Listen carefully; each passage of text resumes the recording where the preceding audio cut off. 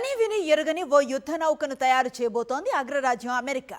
ఇప్పటివరకు ఉన్న వార్షిప్స్ కంటే 100 రెట్లు శక్తివంతమైన ఈ యుద్ధ నౌకకు తానే డిజైన్ చేస్తానని ప్రకటించారు యుఎస్ ప్రెసిడెంట్ డొనాల్డ్ ట్రంప్. సముద్ర తలంలో అమెరికా రక్షణ కోసం తాను కలలు గంటున్న గోల్డెన్ ఫ్లీట్ ప్రాజెక్టులో ఇది కీలకమని తెలిపారు.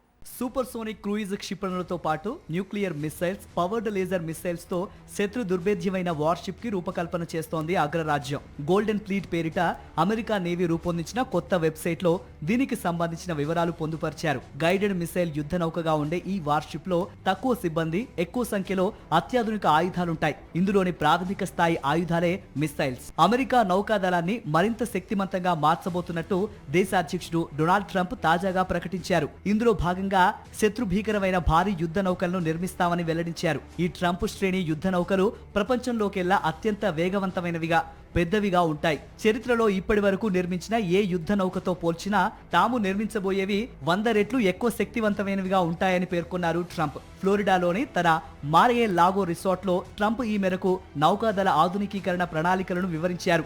ట్రంప్ రేంజ్ వార్షిప్స్ లో మొదటి దానికి యుఎస్ఎస్ డెఫియంట్ గా నామకరణం చేస్తారు. అది రెండో ప్రపంచ యుద్ధ కాలం నాటి అయోవా తరగతి భారీ యుద్ధ నౌకల కంటే పొడవుగా, పెద్దదిగా ఉంటుంది. దానిలో హైపర్సోనిక్ క్షిపణులు, అణు సామర్థ్యం ఉన్న క్రూజ్ క్షిపణులు, రెయిల్ గన్లు, అత్యంత శక్తివంతమైన లేజర్లను మోహరిస్తారు. ట్రంప్ శ్రేణి యుద్ధ నౌకల డిజైనింగ్ పనులు ప్రస్తుతం సాగుతున్నాయని, 2030ల తొలినాళ్లలో వాటి నిర్మాణ ప్రక్రియ మొదలవుతుందని అమెరికా అధికారి ఒకరు తెలిపారు.